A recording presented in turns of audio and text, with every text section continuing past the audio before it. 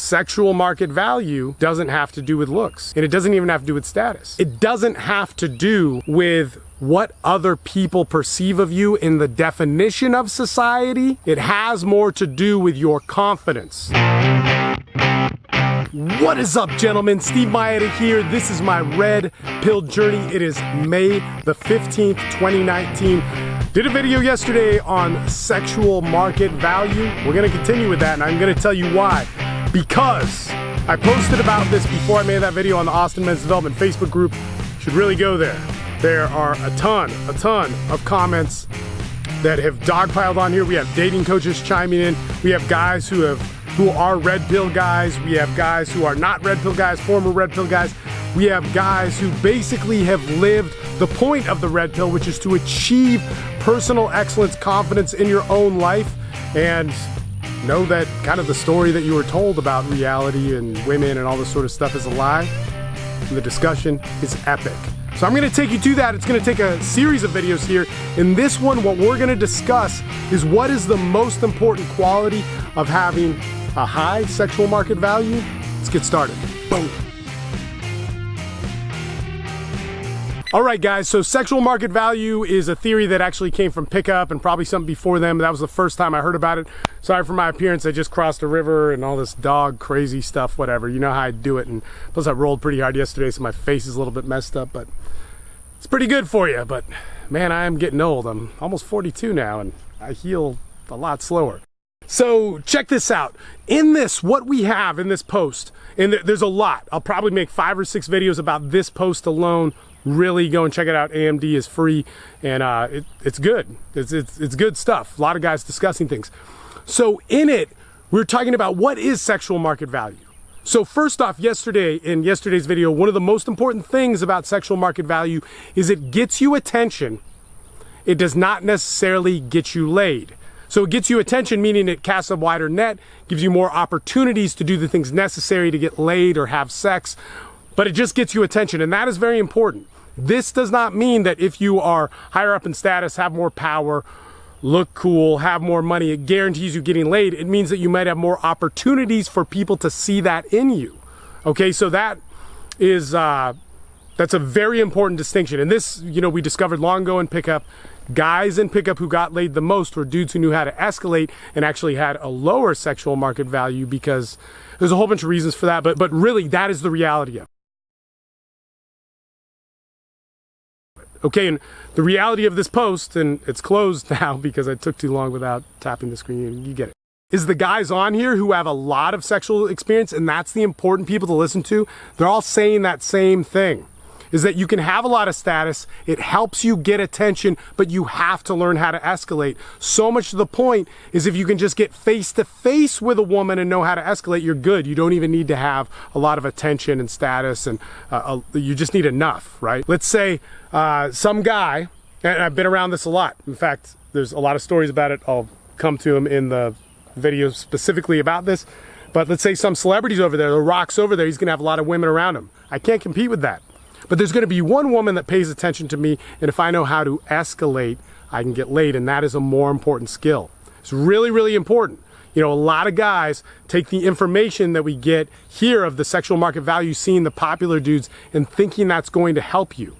And you're not really learning, one, what maybe The Rock did to get popular and be that person, but you're also doing it for all the wrong reasons. It's because you want to get laid when you probably could be doing it if you just learn the right things. And there's a lot of wrong things being taught out there by people, and I get it, it's confusing. But that being said, what is the most important thing? And what came down to in this thread, there's a guy saying, hey man, I'm fat and overweight, and when I was from 40 to 50, I had sex with a lot of girls who were 18, 19, 20. I know this guy personally. I even questioned him about it. It's a funny story. I went up with Mark Manson to speak somewhere maybe 11 years ago. He was at that meetup, and he told me at that meetup, he said, hey man, I want to learn from you or this stuff, I want to buy one of your stacks, but I like 18-year-olds. And this dude was older. He was like 45 at the time. I said, sure, yeah, whatever. I didn't fully believe him, and I told him that, or I kind of said something like questioning him. He sent me pictures of him with all these young women naked, like pictures that I may not want to see of a big fat dude with naked women, multiple women on top of him. He chimed in on here saying like, hey, look, sexual market value doesn't have to do with looks, and it doesn't even have to do with status. There are other guys on here that said it doesn't really have to do with the job you have. It doesn't have to do with what other people perceive of you in the definition of society. It has more to do with your confidence. And so that is the most important thing. But here's the thing with confidence. In pickup, everybody tried to fake confidence, and this made them worse. This made them more angry. It caused PUA hate, caused a lot of those guys to go into the red pill or become incels and all this sort of stuff. So when you fake confidence and think it'll get you a result and it doesn't, or it does get you a result and then everybody realizes you're a fraud, you hate yourself. Here's what's interesting, red pill guys, and I want you to understand this. I really want you to understand this. Look, I've been coaching for a long time. I work with men constantly. I have a really good record of it. In fact, I don't have a record of being bad with it. Okay, so here's the thing. If we think society suppressed us as men, why are we trying so hard to play a societal trick of status and power and all these different things that actually weren't in our evolution? I know you guys can debate about that, but you know, we evolved in small bands of people. It was like, we evolved in most of our evolution with less than 10 people in a group. And eventually when we got to 100, 150, the dynamic changed. But our evolution was in small groups. Why is it that we're trying to reach for that power? Probably because we feel disempowered and so on. And, you know, I know that pisses a lot of people off, so I'll kind of stop with that. But we need to learn confidence. So how do we learn that confidence? How can we be a fat dude and get a bunch of chicks that you want? How do we be a guy that has a crappy job and get a lot of sex? How do we be a guy that is all the stuff that the red pill says you're going for and, you know, be successful? So here's the thing. How do we become confident? We take responsibility for our lives. All the guys who are a part of the red pill on this thread, or are former red pill guys on this thread. So it's the guys currently in the red pill that are on this thread, and they have life experience. They've achieved the result of being, you know, on top of having confidence or whatever it is you're trying to get. And all the guys who are formerly red pill, they said, hey, look, it has to do with not complaining. It has to do with empowering yourself. The difference between the guys who aren't red pill and they are red pill is the one that is red pill believes in an ideology and follows that set specific path.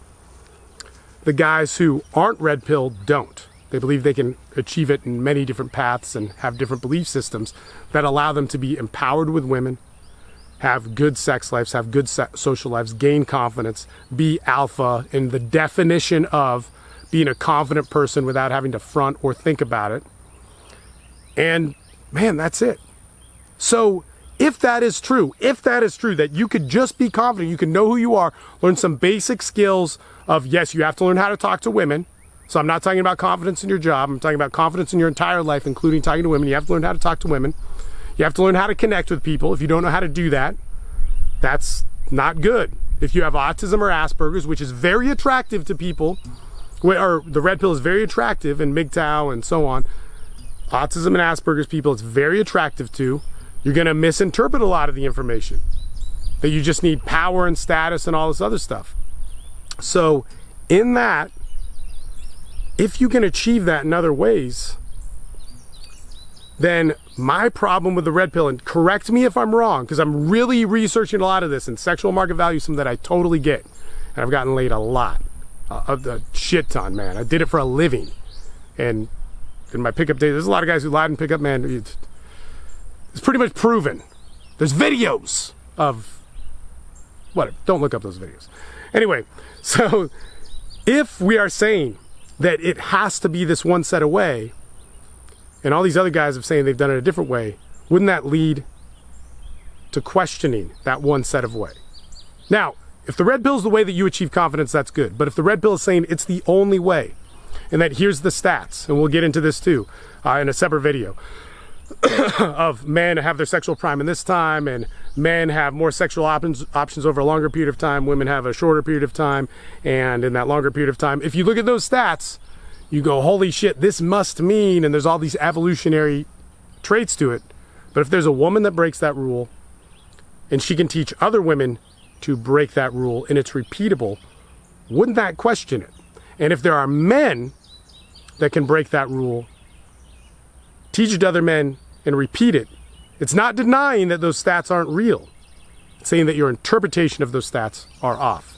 So the interpretation of the stats that we're talking about now are the traits of the sexual market value, meaning money, sex, power, status, whatever the hell it is. And then there's guys saying, those will help you. Yeah, they'll help you. If you have a bunch of money, if you have drugs, it's going to get you women. But it's not going to get you a connection and all this sort of stuff. But it will help you. It will cast your net bigger. But if you have confidence, it can work in all those different ways. And you will have to work at it. So that's very important. Guys, I want to hear your feedback on this. You know, if I am misunderstanding something about the red pill, please let me know. But very, very important distinction. And how we gain confidence is an important thing. I have plenty of videos on that. Check them out. Get involved in what we're doing. But if you are not confident and you want to gain confidence, it's not going to be quick. It's going to be something you're going to work at. You're going to have to work at. And it's going to have you look at your complete responsibility of self. I personally believe in order to achieve that, you don't need to buy into a specific ideology. You could be Muslim, Christian, Republican, Democrat, socialist, capitalist, and you can find those ways. And that's what we do at Austin Men's Development. If you'd like that, talk to me more.